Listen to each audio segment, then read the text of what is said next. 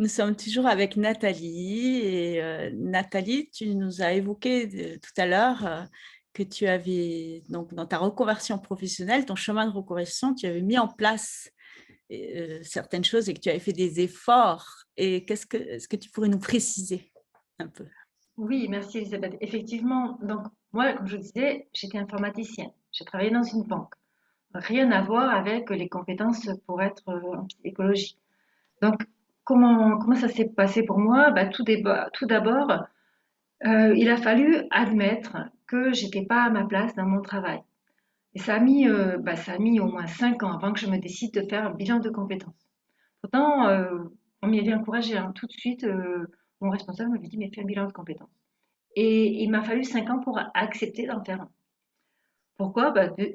Ça me faisait peur. Le terme bilan de compétences, je pensais que j'allais être évaluée un petit peu scolairement et du coup, je n'osais pas y aller. Et en fait, ça a été une vraie révélation pour moi. Ça a été un moment merveilleux qui m'a donné de l'énergie, qui m'a appris à me connaître, qui m'a montré certains choix que j'avais pas fait.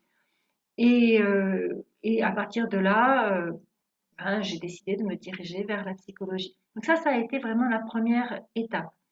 Parce que tant qu'on ne sait pas vers où on veut aller, c'est comme on dit, hein, nul vent favorable à celui qui ne sait pas où il veut aller. Donc déjà, accepter l'idée qu'on a envie de bouger et utiliser un des outils qui existent pour trouver une voie. Donc une fois que j'ai eu trouvé ma voie, donc je me suis lancée dans 5 années d'études, hein, puisque la psychologie c'est 5 ans. Wow. Donc cet étalement dans le temps, ça m'a permis bah, finalement de m'assurer que c'était bien ma voie, de faire des premières expériences.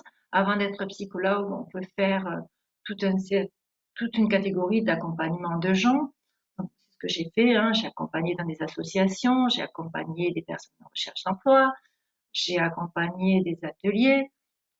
Je me suis formée au bilan de compétences moi-même, puisque ça avait été une excellente expérience de mon côté.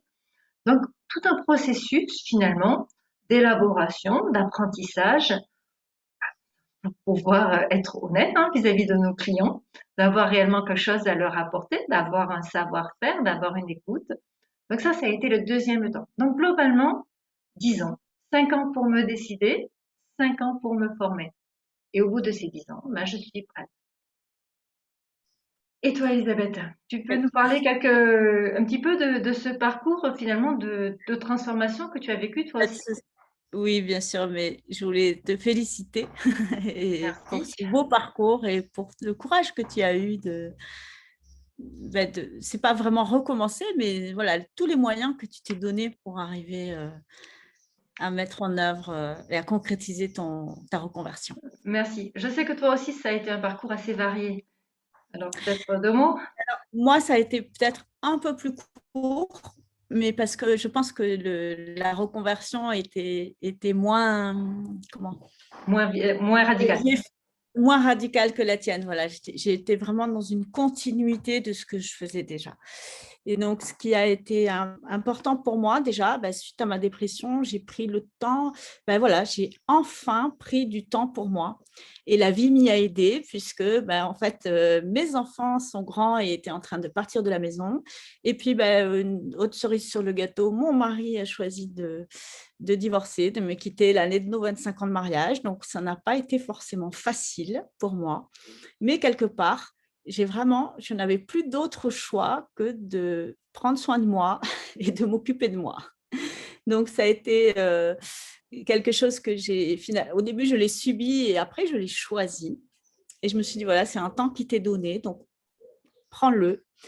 Et puis petit à petit, voilà, moi aussi, je me suis dit comment je peux faire autrement, qu'est-ce que je peux faire autrement. Et donc, j'ai exploré moi aussi mes qualités, mes compétences. Donc, pas en faisant un bilan de compétences, mais j'avais suivi un petit programme. Enfin, j'ai lu le livre de Christine Levicki qui s'appelle Wake Up pour arrêter de vivre sa vie à moitié éveillée. Et il y a tout un cheminement dans ce livre. Et c'est comme ça que j'ai eu vraiment envie de devenir art thérapeute. Et donc ensuite, je me suis formée à l'art-thérapie corps et voix, puisque moi, je fais du chant lyrique et de la scène, de la comédie sur scène depuis 20 ans. Et donc, ça me paraissait tout à fait adapté. Et donc, moi qui suis médecin et qui étais chanteuse, ben, finalement, pareil, à 45 ans, j'ai commencé à découvrir l'outil incroyable qu'est le corps humain et dont je me suis aperçue que je ne le connaissais pas si bien que cela. Et en tout cas, je ne le connaissais pas de l'intérieur. Et donc, ça a été tout un cheminement de découvrir mon corps. Avant, c'était un peu mon ennemi, mon corps. Et puis voilà, à travers tout cet apprentissage, j'ai découvert que c'était mon allié. Et c'est vraiment maintenant, aujourd'hui, ce que j'ai envie de transmettre à d'autres. Le pouvoir incroyable du corps humain et qui est un instrument de liberté et de paix, de plaisir, de bonheur et qui est à la portée de tous. C'est vrai que c'est un outil dont on a la chance d'avoir tous. Bien. Bah écoutez, on va vous parler un petit peu plus du corps dans nos prochaines vidéos. À tout de suite.